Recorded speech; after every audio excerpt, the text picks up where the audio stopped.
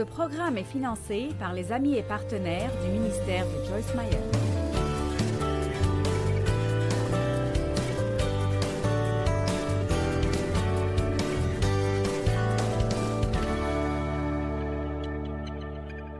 Notre but n'est pas juste d'être heureux, bien que ce soit un bon but en lui-même, mais notre but est de glorifier Dieu dans tout ce que nous faisons. Et personnellement, je crois que les chrétiens malheureux ne glorifient pas Dieu. Ils ne sont pas une bonne publicité pour le salut. Alors, nous devons vivre nos vies d'une telle façon et toujours avoir une telle apparence qui fera que les gens veuillent avoir ce que nous avons. Et alors, je pense que la joie du Seigneur, qui est notre force, et notre paix, et notre patience, et d'autres choses comme ça, sont très importantes pour nous en tant que croyants si nous voulons vraiment être utilisés par Dieu. Et alors, Psaume 5:11 dit « Alors tous ceux qui se confient en toi se réjouiront en toi et seront pleins d'entrain. » Donc Dieu ne veut pas juste que nous ayons un petit peu, vous savez, de temps en temps. Il veut que nous soyons vraiment heureux et vraiment de bonne humeur et que nous le montrions sur notre visage pour que le monde remarque que nous avons quelque chose dont ils ont besoin. Amen. Et vous savez, après avoir vécu longtemps, je suis arrivée à la conclusion que l'essentiel est ce que tout le monde veut. Vous savez quoi? Ils veulent juste être heureux. Quand vous allez faire du shopping, vous le faites parce que vous voulez vous faire plaisir. Nous mangeons parce que ça nous rend heureux, nous mangeons trop parfois parce que ça nous rend heureux. Nous voulons avoir des relations parce qu'elles nous rendent heureux. Alors, la joie est juste quelque chose que tout le monde veut, mais malheureusement, beaucoup essayent de l'avoir de la mauvaise manière. Maintenant, je vais vous donner le numéro 12 d'abord. J'ai fait cela hier matin. Et le numéro 12 est « décider d'être heureux ». Vous ne serez jamais heureux si vous ne décidez pas que vous serez heureux malgré vos circonstances. Amen. Pouvez-vous décider d'être heureux malgré vos circonstances? Eh bien, je n'y ai jamais pensé. Vous savez, la joie ou la vraie joie divine n'est pas supposée être basée sur ce qui se passe. Bien que si vous regardez la définition du dictionnaire Webster, l'un des dictionnaires originaux écrits en 1828, il dit que la joie est le produit du fait que quelque chose de bien arrive avec vous, mais c'est aussi le fruit de vous attendre à ce que quelque chose de bien arrive avec vous. Et c'est ce que j'aime, que même si quelque chose de bien n'arrive pas avec moi maintenant, il n'y a pas de démon qui pourra me garder de m'attendre à ce que quelque chose de bien arrive avec moi. L'ennemi pourra peut-être manipuler vos circonstances, mais il ne peut pas s'attaquer à votre cœur et votre espoir. Vous pouvez être plein d'espoir et vous attendre à ce que de bonnes choses arrivent si vous le décidez. Donc, je le dirai de nouveau peut-être plusieurs fois aujourd'hui, décidez d'être heureux. Et n'attendez pas que vos circonstances vous dictent que vous pouvez avoir cette joie. Décidez d'être heureux. Que tout le monde dise « Je serai heureux ». J'ai décidé que je ne vais pas perdre un autre jour en étant malheureuse. Je suis heureuse. Maintenant, la première chose... La première chose dont nous avons parlé hier est que si vous voulez être heureux, vous devez croire ce que la parole de Dieu dit à votre propos et spécialement quand il s'agit de qui vous êtes.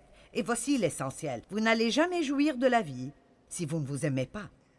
Donc, je ne peux pas parler de tout cela de nouveau, mais si vous ne vous aimez pas, vous devez vraiment rapidement dépasser cela et prendre une autre décision parce que vous êtes coincé avec vous-même toute votre vie. Ce n'est vraiment pas sorcier, mais ça a été vraiment bouleversant pour moi quand j'ai réalisé qu'où que j'aille, me voici. Donc, vous n'allez jamais vous éloigner de vous-même, alors vous feriez mieux d'arriver à enterrer la hache de guerre et de dire « Je m'aime vraiment ». Malgré tous mes défauts et ma bizarrerie, je m'aime bien et Dieu est en train de me changer. L'année prochaine, je ne serai pas comme je le suis maintenant, mais alors que je suis en train d'être changé, je ne vais pas être en guerre contre moi-même. Je m'aime bien. Dites tous, je m'aime. La deuxième chose dont nous avons parlé hier était de vivre un jour à la fois et en jouir. C'est bien. La troisième chose dont nous avons parlé est de rester en paix. Maintenant, la quatrième chose dont nous devons parler aujourd'hui est que pour être heureux, vous devez apprendre à donner votre vie. Dans l'économie de Dieu, ce à quoi vous vous accrochez est ce que vous finirez par perdre. Et ce que vous êtes prêt à abandonner, vous le récupérez avec intérêt multiplié plusieurs fois. Tout ce que vous donnez à Dieu, vous le recevrez multiplié. N'est-ce pas intéressant? Tout ce que vous donnez à Dieu, vous le récupérez multiplié. Donc si vous vous donnez vous-même, vous dites « Seigneur, me voici, utilise-moi comme tu veux m'utiliser. Utilise-moi dans ton royaume et pour aider les gens et pour bénir les gens. » Et ne priez pas cela une fois, priez pour cela chaque jour. Chaque jour, je demande à Dieu, montre-moi ce que je peux faire pour toi aujourd'hui. Et montre-moi ce que je peux faire pour être une bénédiction pour d'autres personnes. Montre-moi ce que je peux donner. Montre-moi qui je peux encourager. Vous voyez, j'ai vécu une longue période où j'étais le centre de mon univers. Et je peux vous dire que ça ne vous rendra jamais heureux. Les gens égoïstes ne sont pas des personnes heureuses. Amen. Et c'est un tweet. Est-ce le bon mot? Nous tweetons des choses comme ça. Oui, c'est cela, nous tweetons cela. Je me trompe toujours dans cela. Vous ne pouvez pas être heureux et égoïste en même temps et votre vie est à vous et vous en faites ce que vous voulez. Vous pouvez passer votre vie entière avec seulement vous au centre de votre univers et en croyant que vous devez être le centre de la vie de tout le reste du monde. Mais vous serez juste misérable. Et alors vous pouvez décider aujourd'hui, je vais juste donner ma vie à Dieu et lui dire de faire ce qu'il veut avec. Matthieu 16, 24.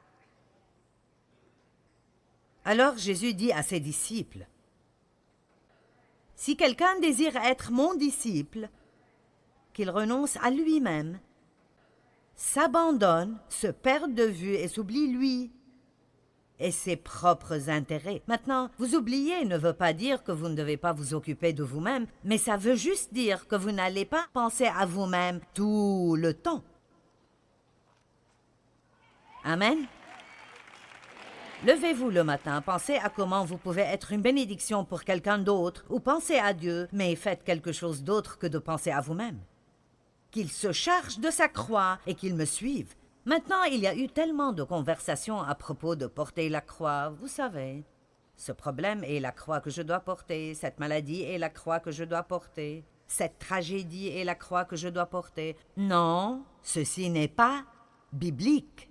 La croix que nous portons est de nous oublier, de nous perdre de vue, nous et tous nos propres intérêts, et de dire « Me voici Dieu, un vaisseau vidé de moi-même. » Remplis-moi de toi et fais ce que tu veux de moi et à travers moi aujourd'hui. Allez, ceci devrait vous exciter ici. Amen. Maintenant, je dois vous dire que si vous n'êtes pas habitué à vivre comme cela, vous passerez par un choc culturel. Ce sera très difficile au début parce que nous sommes très accoutumés à être sur le trône de nos vies et accoutumés à penser à nous-mêmes d'abord, en tout point. Et c'est difficile au début parce qu'il y a une mort. Il y a une mort qui arrive, mais je vais vous prouver aujourd'hui que pour pouvoir vraiment vivre, vous devez d'abord mourir. Et je ne parle pas de laisser la terre pour aller au ciel, ceci est la mort ultime pour vivre.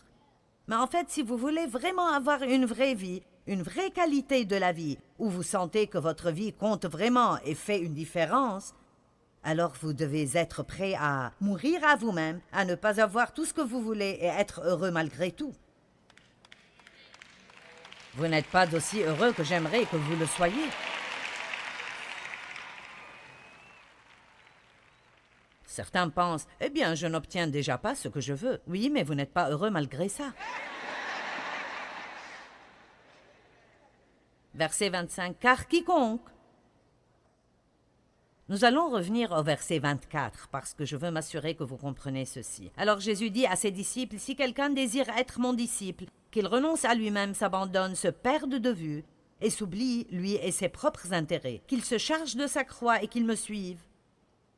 S'accroche solidement à moi, soit pleinement conforme à mon exemple dans la vie et si besoin est dans la mort aussi. Car celui qui est préoccupé de sauver sa vie temporaire, son confort et sa sécurité ici, la perdra, la vie éternelle. Mais celui qui perdra sa vie, son confort et sa sécurité ici, à cause de moi, nous ne faisons pas cela parce que c'est plaisant ni pour d'autres personnes, nous le faisons pour lui. Et laissez-moi clarifier de nouveau que vous oublier et vous perdre de vue, vous et vos propres intérêts, ne veut pas dire que vous ne pourrez jamais faire ce que vous voulez faire et que vous ne faites jamais de bons plans pour vous-même. Ne prenons pas cela hors contexte. Ce que ça veut vraiment dire est que vous n'allez pas juste vivre pour vous-même et rien d'autre. J'encourage les gens à s'occuper d'eux-mêmes. J'encourage les gens à rester équilibrés et à faire des choses pour vous-même dont vous jouissez, mais c'est quelque chose de totalement différent de ce que tout tourne autour de vous. Amen. À quoi cela sert à un homme s'il gagne le monde entier et perd sa vie bénie dans le royaume de Dieu? Ou qu'est-ce qu'un homme pourrait donner en échange d'une vie bénie dans le royaume de Dieu? Donc je crois que nous devons apprendre à vivre et à donner. À vivre et à donner. Je me réveille chaque jour. Tout ne se rapporte pas à ce qui viendra à moi. Tout se rapporte à comment Dieu travaille à travers moi. Pour être honnête, je n'ai même pas quoi que ce soit qui ait de la valeur si je ne reçois pas d'abord de Dieu tout ce que je peux possiblement recevoir et si je ne le laisse pas couler à travers moi. Amen. Croyez-moi, vous ne voulez pas ce que j'ai à vous donner, mais j'ai fait de mon mieux pour laisser Dieu couler à travers moi ce week-end pour que vous puissiez avoir plus de lui dans vos vies. Et c'est ce que Dieu veut que nous fassions pour chaque personne que nous rencontrons. Maintenant, Jean 12, 24 à 26 sont juste des passages merveilleux et je vais construire ce message autour de cela. Alors, verset 24, je vous l'assure, je vous le dis solennellement. Je vous le dis solennellement. Ce n'est pas grave d'être occasionnellement solennel à l'Église. Si le grain de blé que l'on a jeté en terre ne meurt pas, il reste un grain unique, il ne devient jamais plus, mais il vit tout seul, isolé. Mais s'il meurt, il porte beaucoup de fruits et donne une moisson abondante. Je veux vous encourager à juste lire ce passage plus tard encore et encore et encore. Mais voici mon meilleur essai de donner un exemple. Ceci est le noyau d'une pêche de Géorgie. Mon mari a gentiment mangé la pêche ce matin, a nettoyé le noyau et l'a séché avec un séchoir. Il est si gentil. Il est juste si gentil. Maintenant, si ce noyau n'est pas enterré, il restera toujours ainsi. Pas vraiment très attrayant. Maintenant, si vous n'êtes pas prêt à être enterré, façon de parler, vous n'allez jamais être quoi que ce soit d'autre que ce que vous êtes. C'est tout. Rien d'autre. Mais si vous faites une petite étude sur les graines, ce qui arrive quand vous mettez ce noyau dans la terre, d'abord, il est caché dans l'obscurité. Nous n'aimons pas les temps de ténèbres dans nos vies, mais ils ont tendance à briser la coque extérieure qui nous couvre et de nous ouvrir aux choses plus grandes que Dieu a déjà mises à l'intérieur de nous. Quand vous êtes né de nouveau, tout ce que Dieu est vient en vous. Une graine de tout ce que Dieu est vient en vous, et si vous me permettez de le dire de cette façon, vous devenez enceint de la divinité. Amen. Enceinte de la ressemblance à Christ et de la piété. Quand un homme et une femme qui sont mariés se rapprochent dans l'amour et la pureté, et sa graine est plantée dans ses entrailles, elle tombe enceinte. Allez, et comme cette graine est bien nourrie et bien gardée, alors éventuellement elle accouche. Mais laissez-moi juste vous rappeler que l'accouchement vient aussi avec de la douleur. Amen.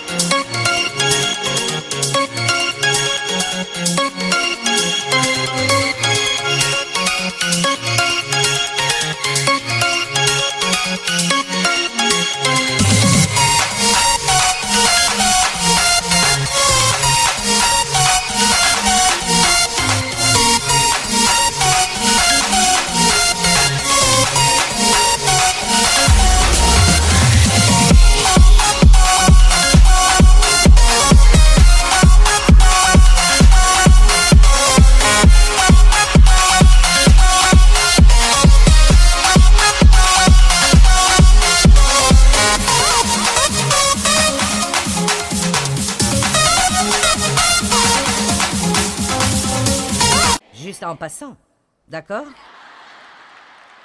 Et si cette graine avait des émotions, nous allons imaginer pendant un instant qu'elle a des émotions.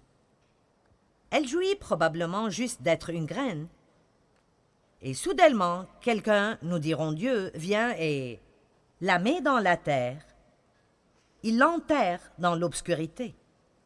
Elle suffoque là, il fait chaud là, il y a la pression de la terre. Mais la chaleur de la terre et la pression de l'enterrement ouvrent éventuellement cette couche externe. Allons maintenant, vous devez prendre tout cela spirituellement. Amen. Donc, me voici, en bonne chrétienne, j'ai toutes ces bonnes choses en moi, mais si Dieu ne fait pas son travail en moi, elles resteront enterrées en moi et personne ne verra jamais Christ à travers moi parce que je vais à l'église et je rentre, je vais à l'église et je rentre et rien ne change jamais dans ma vie.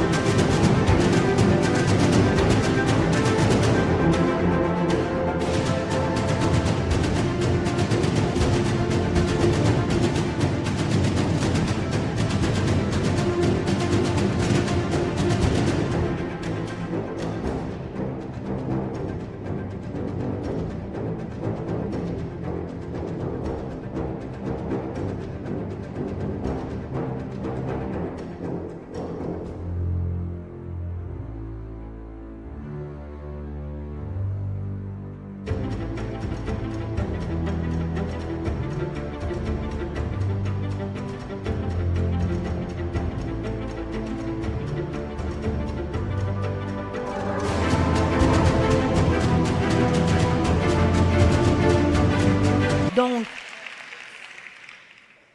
comme elle reste dans la terre, ce qui arrive est qu'elle s'ouvre et puis toutes ces petites racines commencent à descendre et s'accrocher à la terre.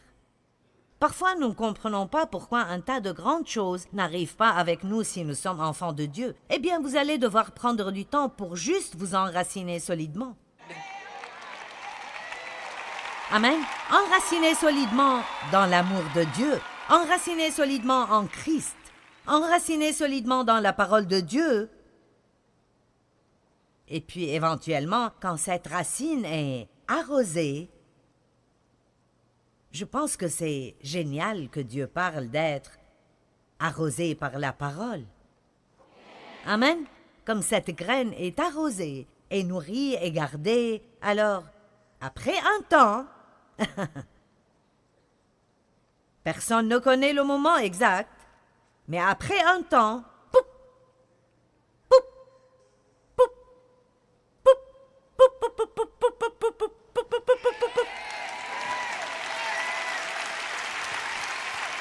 et après un temps, cette chose qui était juste cette graine repoussante, cette graine dure et inutile,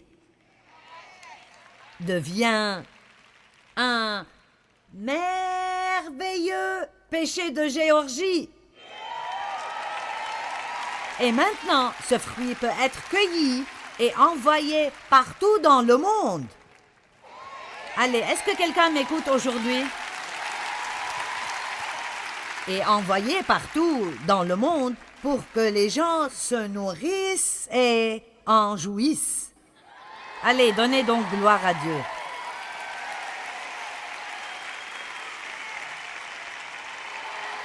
Et je vais prendre un moment et juste parler gentiment à notre audience télé.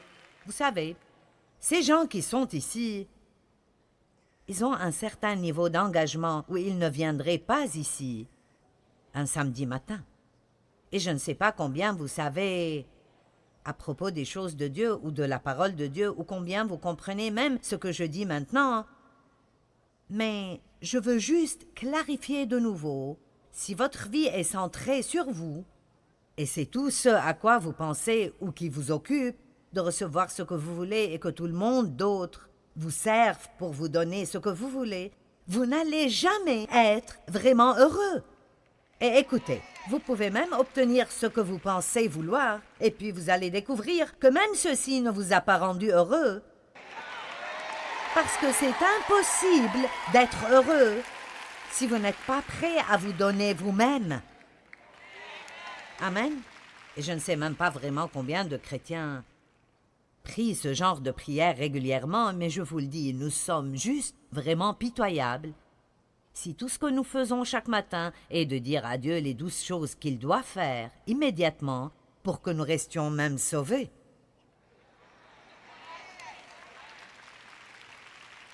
Eh bien Dieu, si tu ne me fais pas ceci, je ne peux pas être heureux. Et si tu ne me fais pas cela, je ne sais pas si je pourrai continuer. Et si je dois supporter cela un jour de plus, Dieu, je ne pense pas que je peux supporter plus. Oui, nous avons tous des choses que nous voulons. Chacun de nous a des choses qu'il veut. J'ai des choses que je veux. Mais vous savez ce que j'ai appris? Si vous cherchez le royaume, Dieu ajoutera les choses. Amen. Et, Psaume 37, mets ta joie en Dieu et il comblera les vœux de ton cœur. Très bien. Maintenant, 2 Corinthiens chapitre 8, verset 5. Et là, j'aime cela. J'aime cela. Certains d'entre vous commencent déjà à se sentir un peu plus libres, juste avec cette pensée. Je peux sentir cela dans mon esprit aujourd'hui. C'est un peu comme « Waouh !» Allez, pourquoi ne prenez-vous pas votre retraite de vous occuper de vous-même?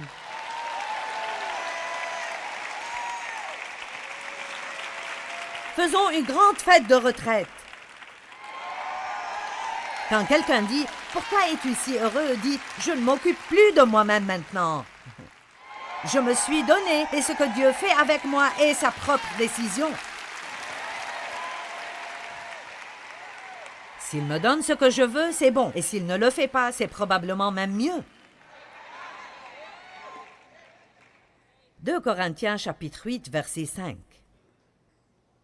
Maintenant, il parle en fait d'une offrande financière ici, mais j'aime ce que ceci dit. Non seulement leurs dons financiers dépassaient toutes nos espérances, ils se sont tout d'abord donnés eux-mêmes au Seigneur et ensuite à nous, en tant qu'envoyés de Dieu, conformément à la volonté de Dieu, sans s'occuper de leurs propres intérêts. Ils ont donné autant qu'ils pouvaient, ils se sont mis à notre disposition pour être dirigés par la volonté de Dieu. Ils se sont donnés au Seigneur. Paul a dit, non seulement ont-ils donné une offrande, non seulement ont-ils mis de l'argent dans le panier, mais ils se sont totalement soumis. Et alors, même quand vous donnez vos offrandes à l'Église, avant de les y mettre, pourquoi ne dites-vous pas au Seigneur, je te donne ce petit don, une toute petite partie de ce que tu m'as donné. Mais Seigneur, avant de le mettre là-dedans, je veux juste clarifier de nouveau que je me donne à toi. Et si nous nous mettions dans le panier d'offrande? Allez, j'aime cela. Ouh!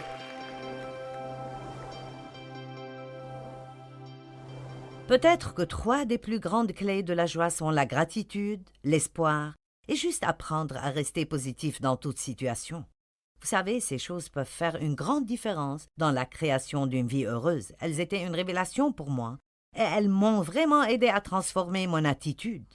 Je sais que vous voulez vraiment être heureux. Qui ne veut pas être heureux? Nous voulons tous être heureux.